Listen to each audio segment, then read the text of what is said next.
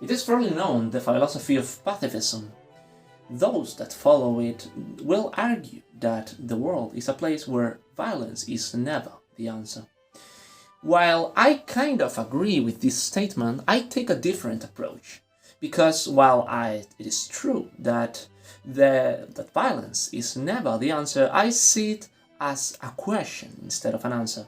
And the answer to that question, it's always yes! Welcome to Airships Conquer the Sky! In this strategy game, you build flying aircrafts and machinery to fight and conquer the enemy. To whoever has never played it, imagine playing the classic Risk, but in this case you will be building your troops by modules. The game has by itself a very handy design and customization system that helps you design your buildings, vessels and tanks without the need of being mid-game. Every conquest game is really interesting, as you will appear in a procedurally generated map, evenly distributed between all factions.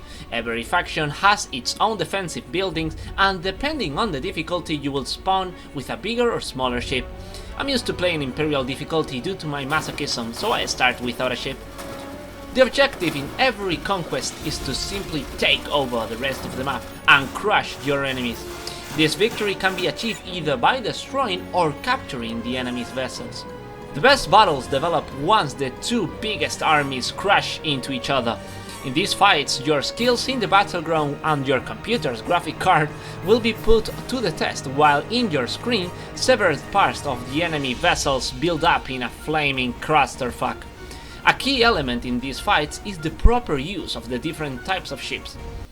Presenting types of ships. With the vast amount of weaponry the game hands you out, I usually tend to give every ship a certain purpose on the battlefield. We have the gunners, using heavy ship-to-ship artillery to cripple the enemy and tank the upcoming damage. I also set the low flyers, whose anti-aircraft arms will shoot down the enemy's efforts to cross my fire line. On the back, I usually set the boomers with torpedoes and missiles that will wreak havoc among the opposing lines. If I see a ship I particularly like, I will send the Moonstruck Division. The case of such vessels is unique because they won't usually carry weaponry, as they won't need it.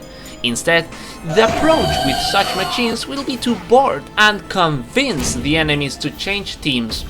There is, however, a small chance that my troops could miss the enemy vessel and fall to their certain doom. If they manage to burst into the other's machine, they will have to push forward, rifle in hand, into the vessel's entrails and take control over the cockpit or cockpits. If they manage to persuade the adversary's crew, congratulations, you got yourself a new machine, and otherwise, you can always order your flagship to crush the opposing party. If it cannot be mine, it won't exist. The best part about controlling new machines is that you can take them to one of your cities, repair them and save the design into your computer, giving you the means with which to clone and have as many vessels as you like. You can even pimp your ship and adjust it to suit your taste.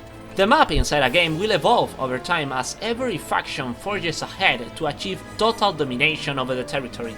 The map feels alive since during the match, random creatures will pop up for you to kill. In any particular order, we have giant wasps that will board your machines, gargolites which can shoot acid, giant spiders that shoot acid and webs to trap your crafts, pirates that will steal your machinery, and crazed out scientists whose mechanical monstrosities will literally eat your sailors and shred your ship. I'll never forget giant plants and how to snuggle them with my ramming vessels, and someone mentioned a big red orb floating in the sky, but we better not talk about that. Always remember, kids, in case you ever find yourself surrounded by fire-breathing dragons, metal beats meat. To wrap up, I'll be giving a shout out to this game's incredible multiplayer mode and its great mod community, but they both require a separated video. My name is Diewitoh, hope you liked this video and give you a thumbs up if you enjoyed it. Subscribe if you want to see more of my work, and I'll see you the next time. See ya!